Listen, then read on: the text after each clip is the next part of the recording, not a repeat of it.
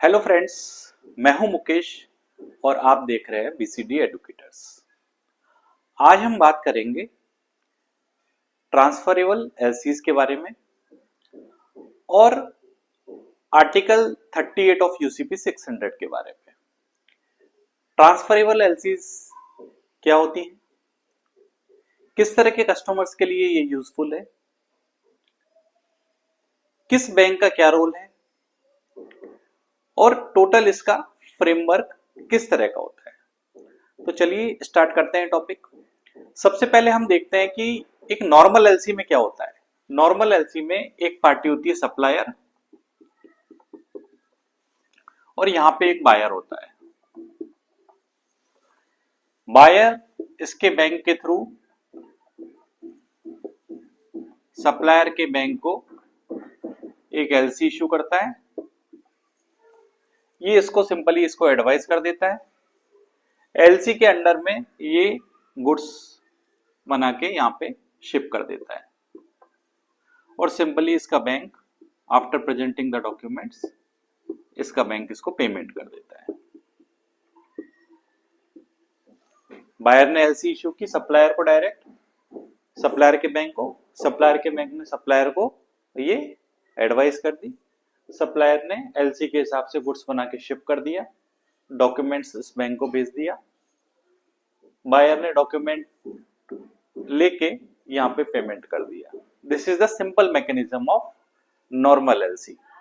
अब transferable LC क्या होती है? ट्रांसफरेबल एलसी क्या होती है, इसको एक एग्जांपल से हम लोग समझते हैं। लेट्स एज्यूम इंडिया में एक पार्टी है एबीसी ट्रेडर्स, इसका बैंक है एसडीआई बैंक, ओके। और यहाँ दुबई में एक पार्टी है जो बायर है अल मुर्तजा फैशंस। जो बायर है वो क्या करता है, कॉटन शर्ट्स बाय करता है बाहर से और लोकली बेचता है, ठीक है। अब ये एबीसी ट्रेडर्स है, इसके पास अपनी कोई मैन्युफैक्चरिंग यूनिट नहीं है और ना ही इसके पास इतनी कैपिटल है कि अगर इसको ऑर्डर मिले तो ये शर्ट्स बना पाए। लेकिन इसके पास एक अच्छी चीज क्या है, ये ट्रेडर है और इसकी फॉरेन बायर्स के साथ लाइजनिंग अच्छी है। ये बाहर जाता है, बायर्स ढूंढता है, उनके साथ बात करता है और कॉन्ट्रैक्ट फिक्स करता है। इसने क्या किया, एक कॉन्ट्रैक्ट इसके साथ साइन किया कि भाई यूएसडी 10,000 मैं आपको दूं, आप मेरे को देना और 1,000 कॉटन शर्ट्स बना के हम भेजेंगे आपको, ठीक है। लेकिन ये बना नहीं सकता क्योंकि इसके पास अपनी फैसिलिटी नहीं है। तो इसने बोला कि आप एक एलसी अपने बैंक के थ्रू इशू करवाइए और वो एलसी क्या होनी चाहिए, ट्रांसफरेबल एलसी। अब इसका मतलब क्या है, इसका मतलब ये है कि जब इसके पास यूएसडी 10,000 की एक एलसी आएगी तो ये क्या करेगा, दो मैन्युफैक्चरर्स को ये कर रहा है ट्रांसफर। एक भी हो सकता है, दो भी हो सकता है, मैन्युफैक्चरर 1 और मैन्युफैक्चरर 2। इसने इसको ट्रांसफर कर दिया लेट्स अज्यूम 4500 यूएसडी के लिए और इसको कर दिया यूएसडी 4500। $4,500 इसको ट्रांसफर कर दिए और $4,500 की एलसी इसको ट्रांसफर कर दी। तो ये कहलाती है ट्रांसफर्ड एलसी। ट्रांसफर्ड एलसी ये क्या है, ट्रांसफरेबल एलसी। ये क्या कहलाती है, ट्रांसफर्ड एलसी। अब इनके पास एलसी आ गई, ठीक है। ये क्या करते हैं, गुड्स बना के यहां शिप कर देते हैं।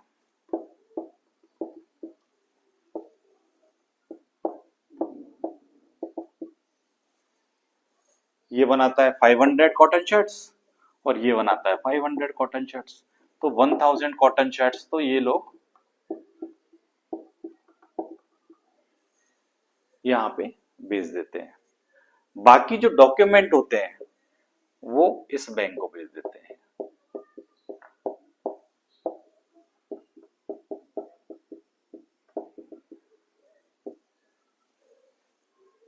ठीक है। अब ये बैंक इसको बोलता है कि भाई डॉक्यूमेंट्स आ गए हैं। डॉक्यूमेंट्स कंबाइन करके सारे ये इशूइंग बैंक को भेज देते हैं।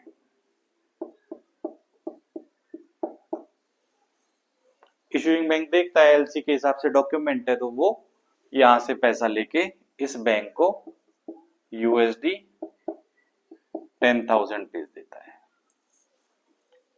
अब जब यूएसडी 10,000 इस बैंक को आया तो ये क्या करेगा, 4,500 इसको भेजेगा, 4,500 इसको भेजेगा, बाकी इसका प्रॉफिट हो गया कितना, यूएसडी 1,000। ठीक है। वो ट्रेडर जिसके पास अपनी खुद की मैन्युफैक्चरिंग फैसिलिटी नहीं होती है लेकिन उनकी फॉरेन बायर से लाइजनिंग अच्छी होती है, वो इस तरह की एलसीज का यूज करते हैं। वो यहां से एक ट्रांसफरेबल एलसी मंगाते हैं, पार्ट पार्ट में 2, 1, 3, 5 जितने भी मैन्युफैक्चरर हैं उनको वो ट्रांसफर्ड एलसी इश्यू करते हैं। ये लोग ट्रांसफर्ड एलसी के हिसाब से गुड्स बना के बायर को सप्लाई कर देते हैं। डॉक्यूमेंट इस बैंक को देते हैं, ये बैंक सारे डॉक्यूमेंट कंबाइंड करके एलसी के हिसाब से सारे डॉक्यूमेंट सेट करके इशूइंग बैंक या प्रेजेंटिंग बैंक को भेजते हैं। ये बैंक देखता है as per the LC document है तो ये पेमेंट रिलीज कर देता है। इस पेमेंट जो आया है इससे मैन्युफैक्चरर 1 को, मैन्युफैक्चरर 2 को, 3, 4 जितने भी हैं उनको ये लोग अपना अपना हिस्सा ट्रांसफर कर देते हैं। बाकी का जो बचा हुआ है वो ट्रेडर का मार्जिन होता है। तो ये एक तरीका है जहां पे ट्रांसफरेबल एलसी यूज होती है। तो जनरली जो ट्रेडर्स होते हैं जो कम मार्जिन में काम करते हैं, जिनके पास अपनी मैन्युफैक्चरिंग फैसिलिटी नहीं होती है, वो इस तरह की एलसीज का यूज करते हैं। ये ट्रेडर है, इसके पास अपनी मैन्युफैक्चरिंग फैसिलिटी नहीं है लेकिन इसकी फॉरेन में लाइजनिंग अच्छी है, तो ये इस तरह की एलसीज का यूज करके बिजनेस करते हैं। ठीक है। अब देख लेते हैं दूसरा तरीका। दूसरा किन लोगों के काम ये और आती है, ये मैन्युफैक्चरर सप्लायर है, ये इसके पास प्योर ये सब मैन्युफैक्चर करता है, इसकी फॉरेन में कोई लाइजनिंग नहीं है। तो ये एक ट्रेडर को बोलता है कि भाई गुड्स तो मैं मैन्युफैक्चर करूंगा लेकिन मेरा फॉरेन में कोई कांटेक्ट नहीं है, तो आप मेरे लिए बायर ढूंढिए। तो ये बोलता है बायर मैं ढूंढ लूंगा लेकिन किस तरह से होगा, वो यहां से एक एलसी आएगी, उस एलसी को मैं आपको ट्रांसफर करूंगा, उसके हिसाब से आपको गुड्स बनाना है और यहाँ पे भेजना है। ठीक है। तो ये दूसरा तरीका हो गया जहां सप्लायर ये ट्रेडर या मिडिलमैन को हायर करता है कि भाई आप मेरे लिए पार्टी ढूंढिए और मैं ट्रांजैक्शन करूंगा एलसी के अंडर में। तो इस तरह की एलसीज वहां पे भी काम में आती है। अब देख लेते हैं कि पूरा एलसी का फ्रेमवर्क किस तरह का होता है, कौन कौन सी स्टेप्स इसमें इन्वॉल्व होती है। ठीक है। तो देखते हैं एक डायग्राम से। अब हम देख लेते हैं कि ट्रांसफरेबल एलसी का प्रोसेस फ्लो किस तरह का होता है। ठीक है। तो ये डायग्राम से हम इसको समझते हैं। ये है जो अल्टीमेट बायर है जो दुबई में था, ये एक ट्रेडर जो मिडिलमैन था। ठीक है। ये अलमुर्तजा फैशंस। ठीक है। ये एबीसी ट्रेडर्स और ये हमारा मैन्युफैक्चरर।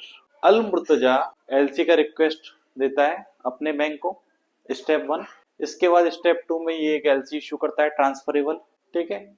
और ये एक ट्रांसफरिंग बैंक होता है, उसमें ये एलसी इसको देता है। तो थर्ड ये क्या करता है, ट्रेडर को वो एलसी एडवाइस करता है। तीसरा स्टेप ट्रेडर क्या करता है, फोर्थ स्टेप में ये बोलता है कि इस एलसी के बिहाफ पे ये ट्रांसफर कर दो मैन्युफैक्चरर को थ्रू उसका जो एडवाइजिंग सप्लायर्स का बैंक है उसके। ये ट्रांसफरिंग बैंक उस एलसी को ट्रांसफर कर देता है सप्लायर्स के बैंक को। सप्लायर्स का बैंक उस एलसी को एडवाइस करता है सप्लायर को। सप्लायर एलसी को देखता है, उसके हिसाब से डॉक्यूमेंट बनाता है और गुड्स शिप कर देता है 7th स्टेज में बायर को। और डॉक्यूमेंट किसको देता है, present document to suppliers bank. ये डॉक्यूमेंट को फिर क्या करता है, प्रेजेंट करता है ट्रांसफरिंग बैंक को। ट्रांसफरिंग बैंक के पास सप्लायर के डॉक्यूमेंट आ गए, कुछ एडिशनल डॉक्यूमेंट फिर ये 10th स्टेप में ट्रेडर या मैन्युफैक्चरर भी लगाता है। ठीक है। बिल ऑफ एक्सचेंज वगैरह जो भी बनाना होता है इसको बनाता है। उसके बाद ये सारे डॉक्यूमेंट प्रेजेंट करता है इशूइंग बैंक को। इशूइंग बैंक फिर बायर को बोलता है कि भाई आपके डॉक्यूमेंट आ गए हैं, notify the documents to buyer. उसके बाद पेमेंट करता है, इस पेमेंट को ये ट्रांसफरिंग बैंक को भेजता है या नॉमिनेटेड ट्रांसफरिंग बैंक को भेजता है।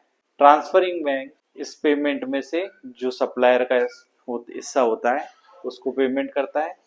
फाइनली ये जो सप्लायर का बैंक है उसके पास पेमेंट आ गया है तो वो क्या करता है, सप्लायर को क्रेडिट कर देता है। सपोज $1000 आया, इसको $900 भेजना है तो $100 इसको क्रेडिट कर देता है। तो this is entire diagram of transferable LC. ये पर्टिकुलर क्लास में हमने देखा कि ट्रांसफरेबल एलसी किस तरह से काम करती है। नेक्स्ट क्लास में हम देखेंगे कि यूसीपी 600 आर्टिकल 38 ट्रांसफरेबल एलसीज के बारे में क्या कहता है, कौन कौन सी पार्टीज इन्वॉल्व होती है, उनका क्या रोल है, क्या लिमिटेशंस है, डिस्प्यूट हो जाए तो किस तरह से उसको रिजॉल्व करना है, अमेंडमेंट्स को किस तरह से हैंडल करना है। ये सारी चीजें यूसीपी 600 आर्टिकल 38 में 10 पॉइंट्स के माध्यम से समझाई गई है। तो वो हम नेक्स्ट क्लास में उसको देखेंगे। इस क्लास को यहीं खत्म करते हैं। Thank you for watching me. Thank you.